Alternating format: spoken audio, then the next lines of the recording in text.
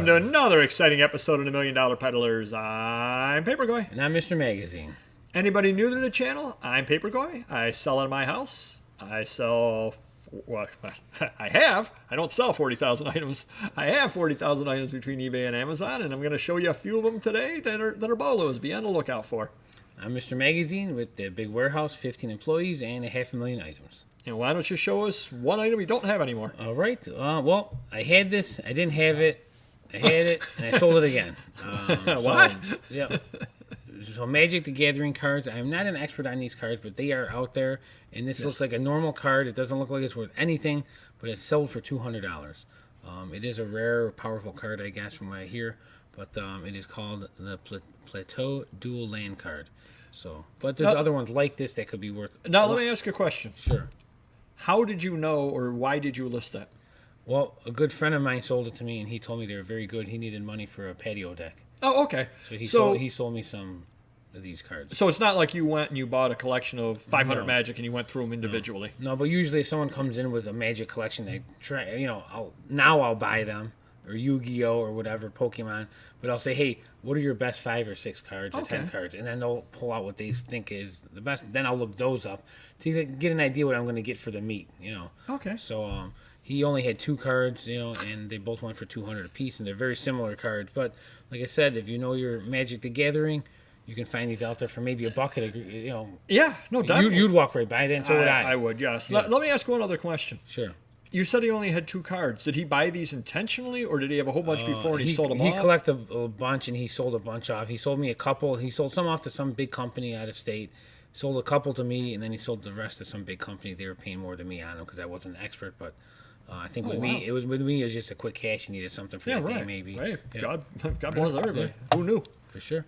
And I think I showed you this one already. Personality Comics, Don Mattingly had trading cards inside.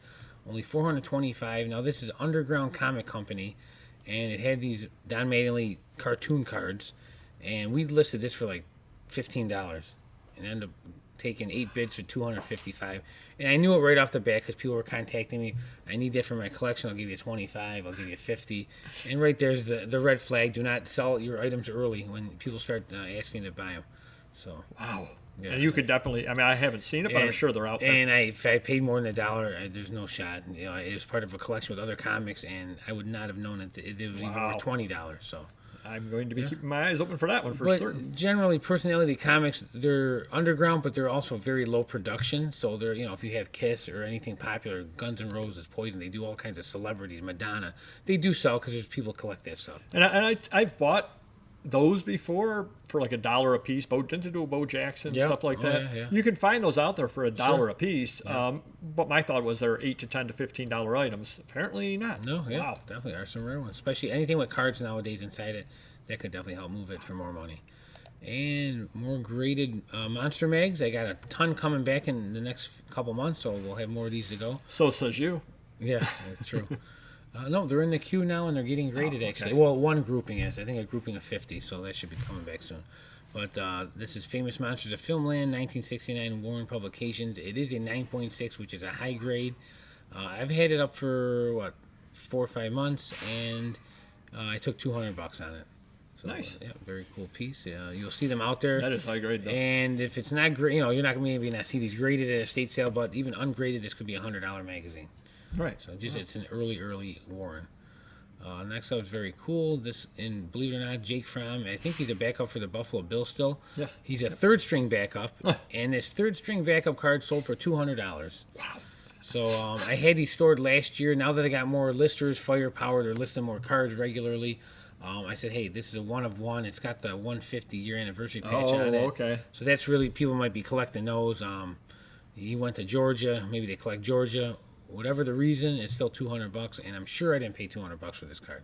Wow, that is a sharp looking card, though. Yeah, I do have to admit that. Cool, yeah. There's one that has a Nike tag where his size is too. We got one of those two up there. So wow, yeah, it's crazy because even though he's a nobody or he's not a starter, some cards are $200, $300, $400, $500. It's crazy. Yeah, wow. Yeah. And for baseball, Ronald Acuna, I think he was injured, and I don't think he's in the postseason, but their team is, right? I think Acuna got injured. Any which way, his rookie graded still sold for $165. This is graded a mint 9. Raw, ungraded, it's a $100 card. Oh, still $100. Yeah, so still $100, it's you could probably find that out there Yeah, too. you in see any Acuna cards, definitely scarf them up as rookies, especially because he was hot until he got injured. He's one of the top 5 players statistically in baseball right now. There you go. Shows how far out of it I am. How's Chris Chambliss doing? Doing pretty well? Or Oh, yeah. having a good year? Yeah, well, yeah, Yankees old timers game. There you go. First thing over here that I have up, you probably saw this. Well, you probably didn't, but other people out there probably saw this, and if you haven't, do check it out. This was featured on Primetime, friend of the channel, Primetime Treasure Hunter. He did a video about the Madison Bachville show. I showed where I bought this out there. So he did show this in his video, so definitely do check it out. Bought a big pile of these. I forget even what I paid. I'll have to watch the video as well. But I know that I got a really good deal on them. Did end up going for 21, and I have about 3 or 4 more. I just hit relist on it. So cannot argue with that whatsoever. But I did want to bring this up because I know a lot of people came to the channel because of that video, and now you see that something or other actually sells, and it's kind of neat. Circle of life. How large is large? Well, that's actually funny. I did note down below. It is 6 by 7.5. But the reason why I said large is because I had some, I believe they were 2 by 3 or 3 by 4. So I literally kept the listing the same, except I said large in one and I said small in the other. And very important tip, I put them in 2 completely different boxes. Smart. Yeah. So that way there was no chance of me messing that up. So these are kind of little insider things you've learned. And Yeah, we don't want another Poseidon adventure fiasco. right, exactly. And to anybody out there, you learn, you take your lumps, learn from me, put them in different boxes if they're similar. Trust me on Definitely. that. Another insider tip as well, sometimes you've got 2 of the same item, different conditions. Keep them in different boxes. Yes. Because otherwise you may just be in a hurry one day, especially if it's something like a comic book and and you don't write on the bag, and one's VG and one's VG to fine. Well, good luck figuring that out when you're going through the My box. ex-employee used to do that with Post-its, and I said, that's great, you're doing a Post-its, but guess what? A Post-it can fall off. Yep. So different boxes is pretty much foolproof. Yeah. Although, as a teacher of mine said, my auditing teacher back in college, he said, there truly is nothing foolproof because fools are so ingenious. Okay. Let that one sink in for you. Next thing we have over here, this actually sold locally to somebody in Rochester. I know a lot of people out there that watch us do snapshots, do photos.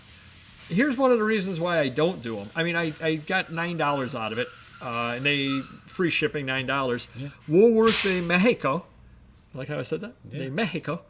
Vintage snapshot 1970s department store. On the one hand, it's wonderful to get $9 out of a snapshot. Right. On the other hand, I don't know, when I can get $20 to $25 out of a magazine, this is almost not worth my time for something like this, unless I just happen to see it somewhere in a pile. Yeah. So I know you can make good money out of it. Maybe I did leave a lot of money on the table not listing it well. Yeah. If you're a snapshot lister, do note down below, comment down below, and tell me how I could have improved the listing. Oh, is that yellow car, is that a Pinto or what is that? You could have said, hey, Pinto in front of Woolworth de Mexico. That is absolutely true. No, you're right. People do collect them for cars.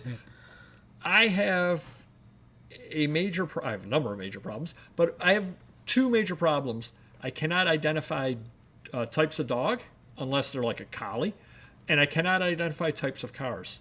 Okay. And if I had those 2 skill sets, I could probably increase my sales tremendously because somebody does collect whatever that car is. Right, yeah.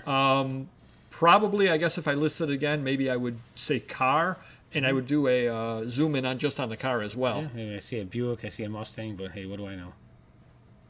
And you don't list. All that talent going to waste. Exactly.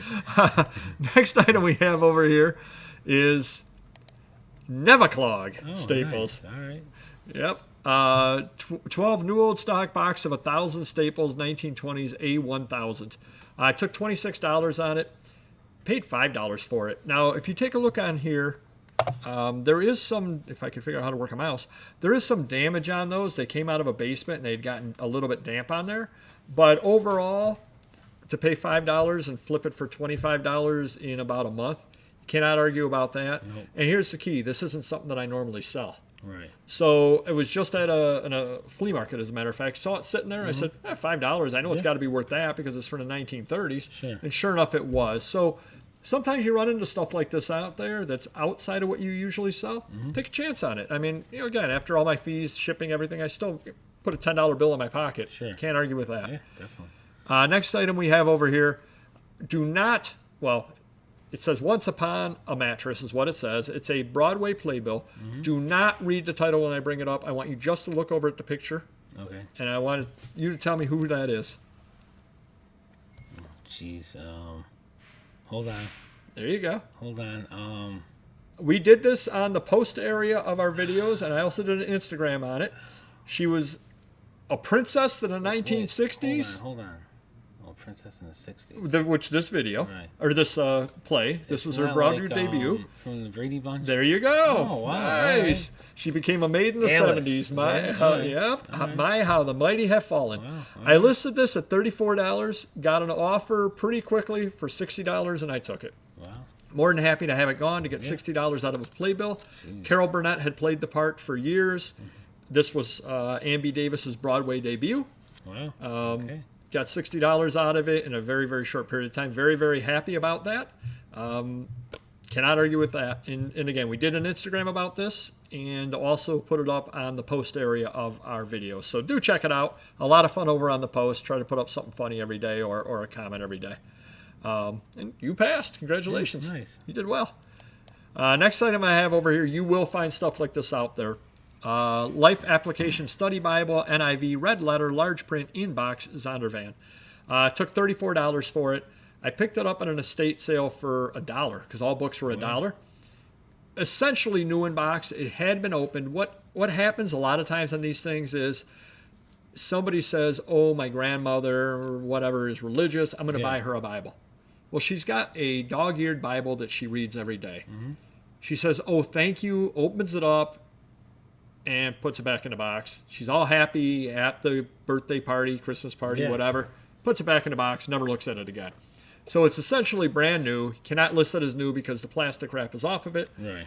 But again, $34 for it. Never been touched out of the box other than me taking a picture of it and Grandma being happy at the party. Question. I'm assuming you checked Amazon and it was not on there. It was on there for, actually, believe it or not, a little less. Wow, that's a first or a second.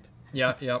The other problem was, to Amazon, you start getting into the like new and all that stuff. And I said, I don't even want to play around with And that. I'm sure there's different variations, and this is a specific one that you have to find. Yep. So I just said on eBay, I know it's going to end up selling. But you can find these things out there. And again, they're going to be in nice grade.